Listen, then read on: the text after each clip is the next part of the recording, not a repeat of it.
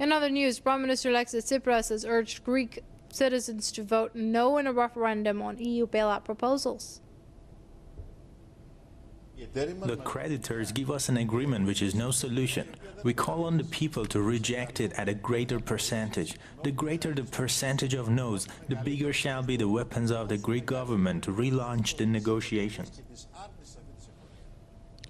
In an interview with the state television, Tsipras also defied warnings by European leaders that Greece faces an eventual exit from the euro unless voters back the proposals.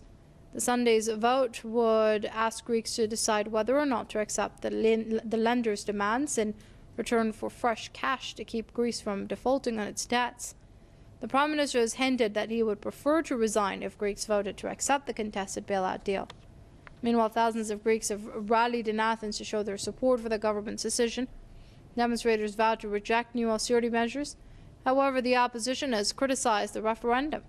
Conservative leader Antonis Samaras has warned that a no vote would lead to the country's exit from the Eurozone.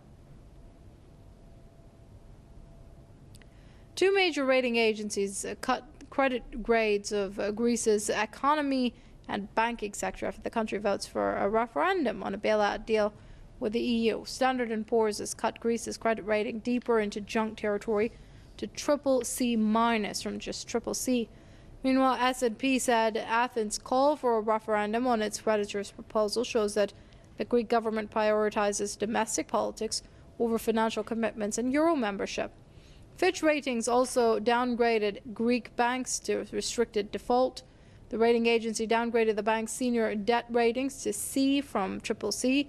It said the drop is because deposit restrictions affect a material part of the bank's senior obligations.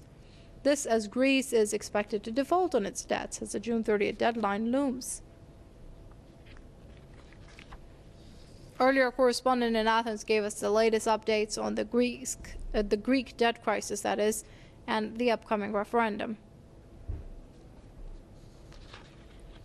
Well, first of all, we had the parliamentary ratification of the proceedings that will lead to the referendum. Usually this needs about 29 days as per the Constitution to be prepared, but given the urgency of political developments and the pressure from the country's lenders, this was decided to be held in a week's time.